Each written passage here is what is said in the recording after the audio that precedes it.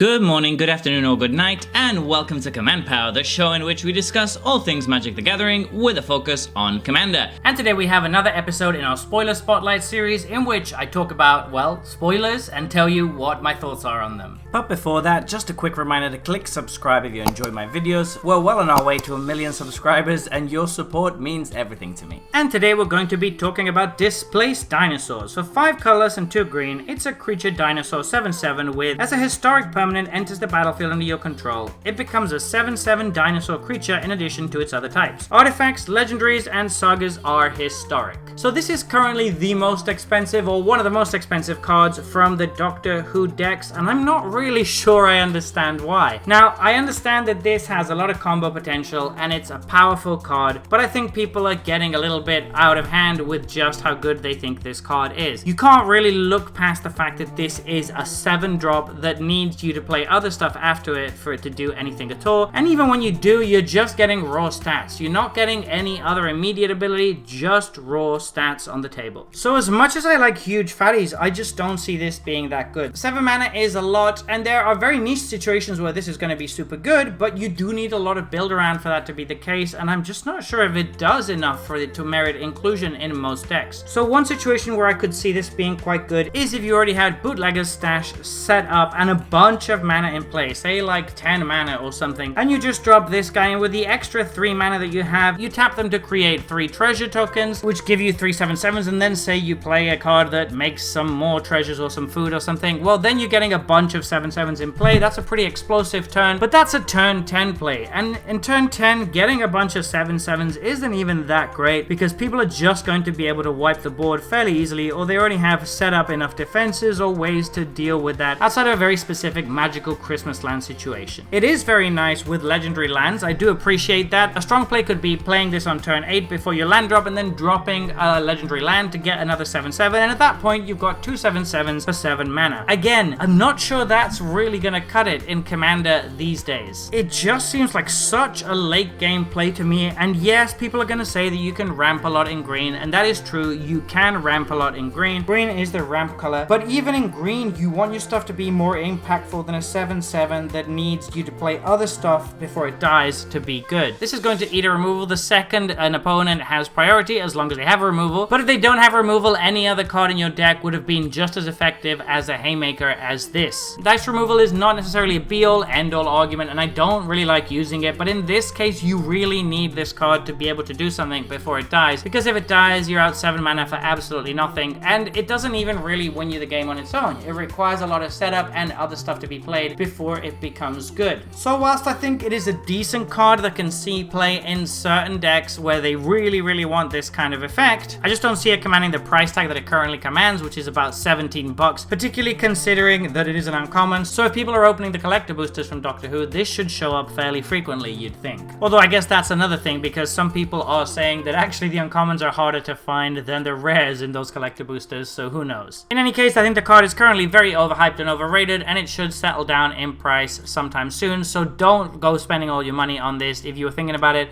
because it's not going to be worth that much very soon. So there you have it. Those have been my thoughts on this new spoiler. What do you think about this card? Please let me know in the comment section below. I read all comments and respond to all of them too. And if you enjoyed this video, don't forget to click like or subscribe. It really helps the channel, and until next time, take care.